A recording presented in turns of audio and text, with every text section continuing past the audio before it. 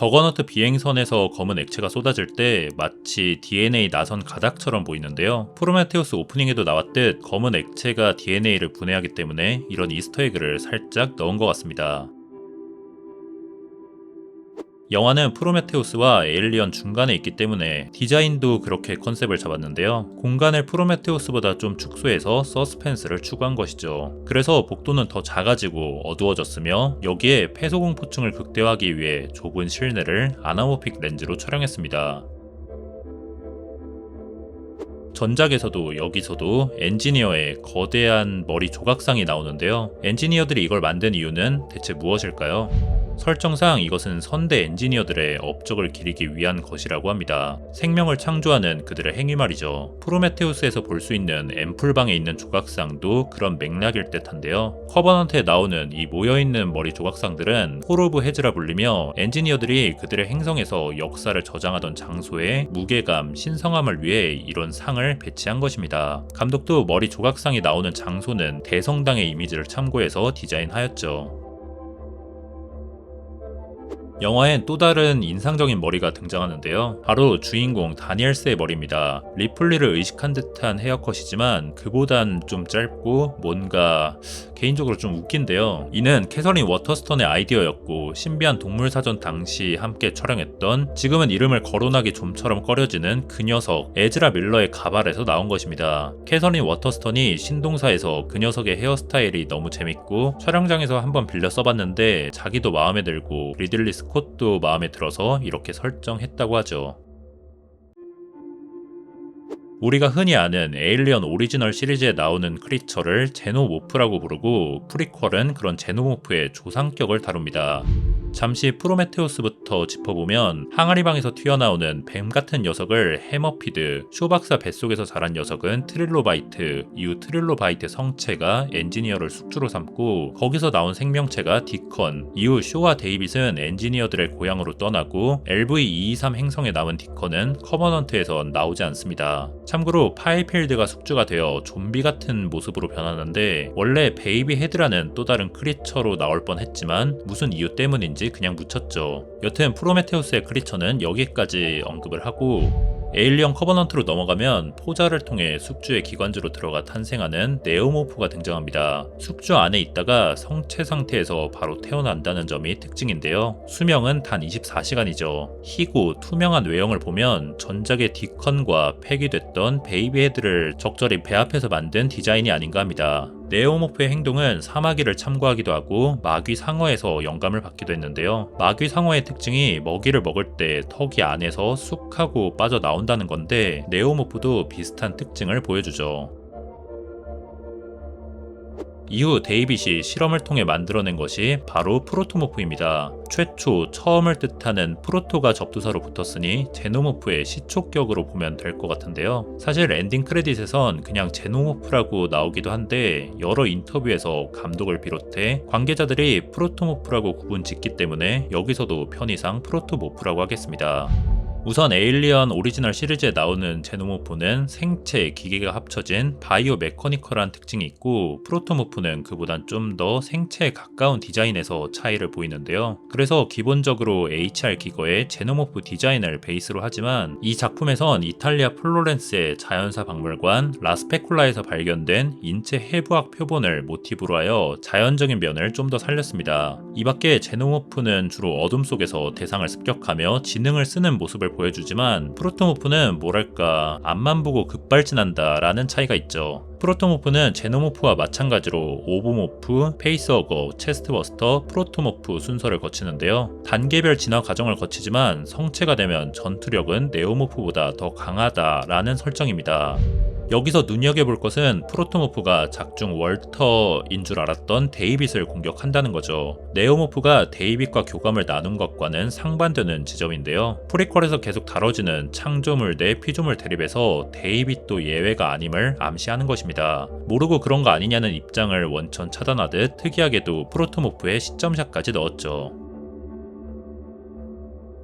영화에 네오모프 대 프로토모프 장면이 나올 예정이었다고 하는데요. 네오모프가 다니엘스를 쫓다가 그 중간에 프로토모프가 나타나 두 개체가 서로를 공격하는 것입니다. 프로토모프가 얼마나 더 크고 더 강력한지 보여주기 위함이었죠. 그런데 현장에서 크리처 배우들이 입은 수트에 문제가 있어서, 그러니까 길쭉한 머리가 자꾸 수트 뒷면에 걸려서 이 촬영이 제대로 이루어지지 않았습니다. 프로토모프의 모션 캡처를 연기한 배우는 하비에르 보텟인데요. 마르판 증후군이란 유전 질환이 있어서 키는 2m에 가깝고 매우 마른 체형과 얇고 긴 팔다리, 그리고 유연한 몸을 가지게 됐죠. 그는 이런 특성을 살려 이 영화뿐만 아니라 여러 공포 영화에서 무섭고 유니크한 존재들을 연기했습니다. 이런 성공개 클립도 있는데요. 선체 내부에서 식탁에 둘러앉아 화기에 웃는 선원들, 딱 봐도 에일리언 1편에서 체스트 버스트가 튀어나오기 직전 상황을 연상케 합니다. 앵글도 거의 비슷하고 다음 대사도 그렇죠. 너무 비슷해서 그런지 마케팅용으로만 쓰고 본편에는 나오지 않습니다. 하지만 전체적으로 영화를 보면 제목의 폰트, 배경음악을 비롯해 많은 요소들이 에일리언 1편을 연상시키게 만들었고 감독도 인정하는 부분인데요. 오리지널 영화를 오마주한 대사들도 좀 등장하고요.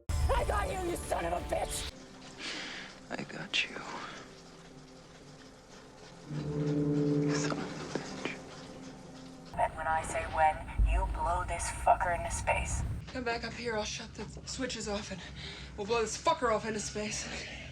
무엇보다 커버넌트 엔딩은 에일리언 1편의 대체 엔딩을 생각나게 합니다. 월터인 척했던 데이빗은 다니엘스를 강제로 재우고 월터의 목소리로 지구에 메시지를 보냅니다. 수면 중인 개척민은 모두 무사하다는 거짓말로 말이죠. 에일리언 1편의 대체 엔딩에서 제노모프는 결국 리플리를 죽이는데요. 이중턱으로 얼굴을 뚫어 처참하게 말이죠. 그리고 제노모프가 갑자기 댈러스의 목소리로 메시지를 남기며 영화가 끝나는 것이었는데, 이걸 들은 폭스 담당자는 어처구니가 없어서 그렇게 하면 당장 감독을 해고하겠다는 입장을 내비쳤고, 결국 우리가 아는 리플리의 승리로 영화가 끝난 것입니다. 그때 스튜디오의 말을 잘 들어서 에일리언 2편도 역대급으로 나오고 일이 잘 풀렸지만 원작에서 실현하지 못한 배드엔딩의 미련이 있었는지 결국 데이빗을 통해 비슷한 구조의 엔딩을 선보였죠.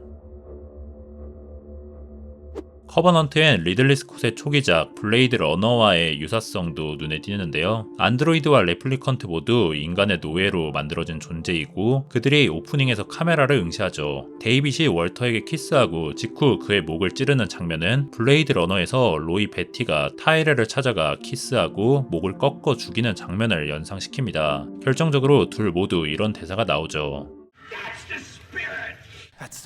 에일리언 커버넌트를 보면 에일리언 1편을 강하게 의식을 한 듯하고 주인공이 사실상 인조인간 데이빗이니 에일리언과 마찬가지로 자신의 경력 초기 인조인간에 대한 연출 능력을 10분 발휘한 블레이드 러너의 요소를 군데군데 가져온 것 같습니다.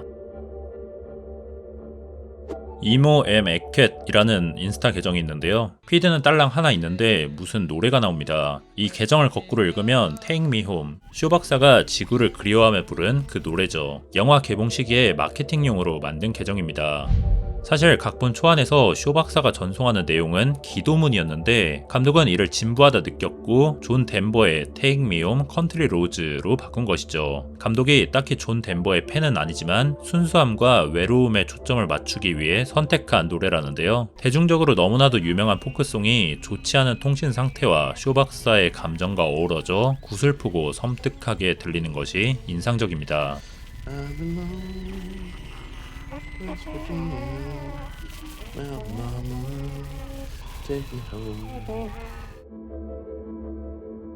데이빗이 거처에서 머리를 자르며 부르는 노래는 The Man Who Broke the Bank at Monte Carlo인데요. 아라비아의 로렌스라는 영화에서 주인공 로렌스가 부르는 노래입니다. 몬테카를로 카지노에서 파산한 남자라는 뜻의 제목인 이 곡은 오래전 영국의 코미디언 찰스 코본에 의해 유명해졌는데요. 중동에 파견된 로렌스 중위는 사막 한가운데서 셰리프에게 털리고 혼자 남은 상황에서 호기롭게 이 노래를 부릅니다. 로렌스는 그냥 단지 심심해서 통속적이고 편한 노래를 흥얼거린 걸로 묘사되죠. 그런데 오히려 산에서 울려 퍼지는 메아리가 그를 더 커 보이게 만듭니다. 전편에서 데이빗이 아라비아의 로렌스를 보고 큰 영감을 받았기도 하고 데이빗이 동굴에서 이 노래를 부르게 해서 소리가 울려 퍼지고 이 흑막 캐릭터를 더 섬뜩하게 만들려는 장치로도 보입니다.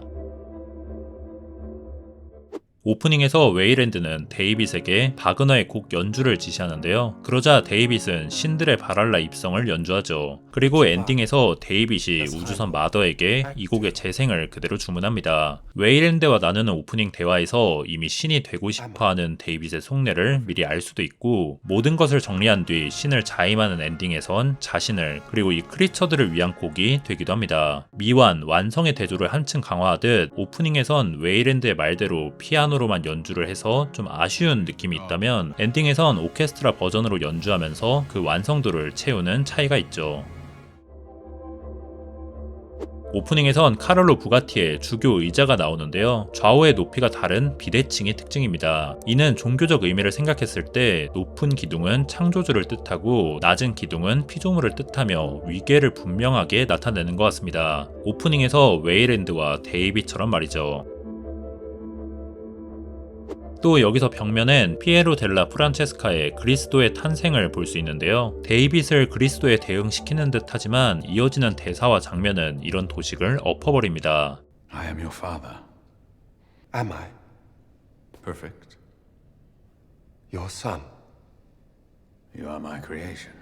웨이랜드 자신은 아버지이지만 데이빗은 아들이 아니라 창조물이라고 선을 긋는 거죠. 그리고 데이빗도 스스로 그 길을 택하지 않습니다. 데이빗은 다비드상을 보고 자신의 이름을 데이빗으로 정하는데요. 다비드상은 골리앗을 쓰러뜨리고 훗날 이스라엘의 왕이 되는 다윗 왕이며, 이 미켈란젤로의 다비드상은 피렌체 공화국의 독립을 상징하기도 하죠. 다비드상의 시선은 당시 피렌체를 위협하던 메디치 가문의 로마를 향하고 있었습니다. 한편 영화에서 이 다비드상의 시선은 웨이랜드 쪽을 향하고 있죠. 오프닝에서 데이빗의 미묘한 뉘앙스뿐 아니라 이런 외제적 맥락으로 그의 신 콤플렉스를 한층 더해주고 있습니다.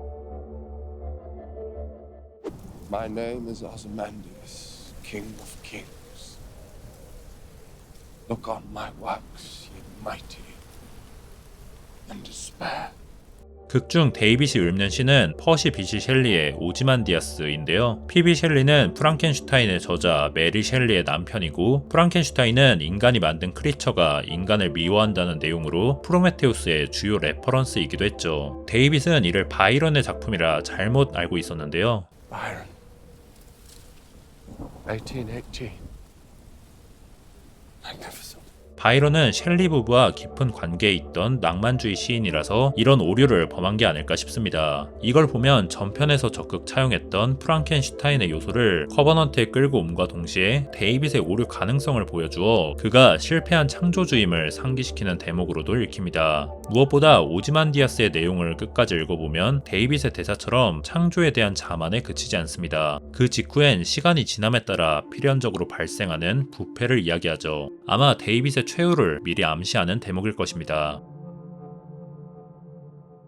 데이빗의 거처는 베클린의 그림 죽음의 섬을 모티브로 하는데요. 스위스의 화가 아놀트 베클린은 미술품 수집가 알렉산더 귄터의 주문으로 죽음의 섬 초기 버전을 그리고 있었습니다. 그러던 중 남편과 사별한 베클린의 후원자 마리 베르나는 이 미완성작 죽음의 섬을 보고 감탄해 이걸로 남편을 추모하는 그림을 의뢰했고, 그렇게 해서 완성된 작품이 죽음의 섬 초기 버전입니다. 베르나의 요청대로 바위섬으로 향하는 배에 자신과 남편의 관을 그려 넣었죠. 추모의 분위기라기엔 다소 서늘해 보이는 작품엔 이런 무겁고 가슴 아픈 사연이 숨겨져 있는데요. 물론 이런 화풍은 인생에서 유독 많은 죽음을 경험한 14명의 자녀 중 8명을 먼저 떠나보낸 베클린의 삶과도 무관하지 않을 것입니다. 베클린의 작품 중 가장 유명한 이 작품은 후대에 많은 영향을 끼쳤고, 그 중 한 명이 바로 H.R. 기거였습니다. 그는 평소 베클린에 대한 무한한 존경심을 품고 있었고, 죽음의 섬을 오마주하여 베클린에 대한 경의를 완성시켰죠. 구도는 비슷하나 기거 특유의 인공적인 조형물이 바위를 대체하며 특유의 화풍을 선보이는데요. 무엇보다 배와 사람을 없애 외부와 차단되어 고립된 느낌을 더하기도 하고요. 아마 데이빗의 거처 외형은 베클린의 원작을 메인 모티브로 삼되 설정에 있어 기거의 작품도 함께 참고하지 않았을까 싶습니다. 원래 이 영화의 제목은 에일리언 파라다이스 로스트였는데요. 즉 실낙원이었죠. 그 유명한 존 밀턴의 실낙원에서 따온 것입니다. Serve in heaven or reign in hell. 이것도 실낙원에 나오는 루시퍼의 대사 천국에서 종으로 사는 것보다 지옥에서 군림하는 것이 낫다를 좀 변용한 거죠. 루시퍼는 빛을 옮기는 자라는 뜻을 가지고 있고 천국에서 수많은 천사를 거느리며 하느님에 가장 가까운 존재였습니다. 그런데 자기 자신에게 도취되어 하나님이 되고자 도전했고 결국 앞서와 같은 말을 남겨 다른 천사들을 부추기고 자신의 편으로 만들었죠. 그리고 천사 미카엘 군단과 장기간 전투를 벌이는데 결국 루시퍼가 패배해서 지옥에서 끊임없는 고통을 받게 됩니다. 이후 루시퍼는 신에게 직접적으로 대항하는 대신 인간을 타락시키기로 하죠. 그리하여 그는 뱀의 모습으로 에덴 동산에 나타나 하와에게 선악과를 먹도록 관계를 부리고 결국 아담과 하와는 에덴에서 추방됩니다. 즉 인간은 제목 그대로 낙원을 상실한 거죠. 데이빗은 바로 루시퍼에 대응된다고 볼 수 있습니다. 데이빗과 월터의 관계도 루시퍼와 미카엘의 대립과 루시퍼가 인간에게 행한 술수를 적당히 각색한 모양새로 보이죠. 결국 바뀐 제목은 커버넌트인데요. 영화 속 우주선의 이름이기도 하죠. 각본가에 따르면 메이플라워 서약에서 따온 이름이라고 합니다. 16세기 종교 개혁의 탄압을 피해 메이플라워 호를 타고 신대륙으로 향한 청교도인들과 일부 노동자들은 미국 땅에 도착했지만 굶어 죽을 위기에 처하자 메이플라워 서약을 맺고 자치기구를 세웁니다. 구약 성서에 나타난 신과 인간의 언약 개념을 가져와 신을 섬기는 자는 신께서 반드시 돌볼 것이니 다같이 신을 섬기고 새로운 사회를 세우자는 것이죠. 그들 사이의 분열을 최소화하고 힘을 합쳐 개척을 하기 위한 목적이었습니다. 커버넌트 역시 수많은 이주민을 데리고 테라포밍을 목적으로 항해한다는 점을 살펴보면 미국의 개척 역사를 차용한 듯한 대목인데요. 이곳의 원주민은 엔지니어였지만 그들은 일찍이 데이빗에 의해 몰살되고 후에 개척자로 발을 들인 인간들 역시 마찬가지 최후를 맞이합니다. 마지막에 유유히 커버넌트호를 타고 가는 데이빗. 속편에서 또 다른 행성을 그의 방식대로 개척할까요? 감독은 전작 프로메테우스와 마찬가지로 에일리언 커버넌트를 통해 인간과 제노모프를 창조한 엔지니어를 파고들고자 했습니다. 이미 오리지널 시리즈, 게임 등등에서 수없이 노출된 이 제노모프의 사람들이 조금 실증이 났다고 생각해 이렇게 엔지니어를 파고들고자 했다는 거죠. 2014년 엑소더스 개봉 당시만 해도 직접적으로 이런 입장을 표명했습니다. 근데 프로메테우스가 개봉하고 팬들의 주된 원성 중 하나는 영화에 제노모프가 등장하지 않는다는 거였죠. 감독은 일찍이 에일리언 실낙원으로 제목을 잡고 프로메테우스처럼 엔지니어의 기원을 더 파고들고 싶었지만 이런 반응을 의식해 3부작의 방향을 아예 바꾸었습니다. 사실 프로메테우스가 흥행에 성공했지만 예산을 생각하면 조금 아쉬운 생각도 들기 때문에 흥행을 고려한 측면이 크다고 보이는데요. 여튼 각본가도 린델레프, 존 스파이츠에서 단테 하퍼, 존 로건으로 바뀌었습니다. 이 과정에서 많은 것이 바뀌었고 특히 속편까지 끌고 오려고 했던 슈 박사가 죽어버렸죠. 그리고 데이빗의 존재감이 매우 커져버립니다. 그 데이빗의 캐릭터는 전편에 비해 완전히 뒤집혔는데 그 반대편인 인간이 미개척지에서 마스크 없이 돌아다니고 담배도 피죠. 사람들이 죽어가는데 거기서 잠자리를 하다가 또 허무하게 죽습니다. 전편에 이어서 과학자 캐릭터들의 허술함이란 단점이 여전했고 오히려 더 커진 듯한 느낌이었습니다. 개인적인 평을 덧붙이자면 제작 과정에서 뚝심이 부족한 결과 전형적인 미친 과학자 서사에 긴장감 떨어지는 고어 장면에 나열이 되어 작품성을 챙긴 것도 아니고 그렇다고 흥행 대박을 터뜨린 것도 아닌 그런 애매한 작품이 된 게 아닐까 싶습니다. 흥미로운 요소들도 텍스트들도 지나친 피칠갑에 그냥 가려져 버렸죠. 사실상 이 영화가 에일리언 팬들의 실낙원이 아닐까 하는 생각이 볼 때마다 들었습니다. 이러한 흥행 저주와 영화가 개봉된 해 폭스가 디즈니에 인수가 되어서 결국 3부작으로 계획된 이 프리퀄은 3편 에일리언 어웨이크닝이 나올지도 미지수인 상황. 2022년 말 보도가 나왔으며 2023년부터 촬영에 들어간다고 합니다. 에일리언 로물루스는 로마를 건설한 것으로 알려진 로마의 초대 왕인데요. 33년간 나라를 다스리다가 갑자기 실종되었죠. 맨 인 더 다크 페델 알바레즈가 각본과 연출을 함께 맡는다는데 이번엔 중심을 잃지 않는 작품이 나오길 기대해보죠.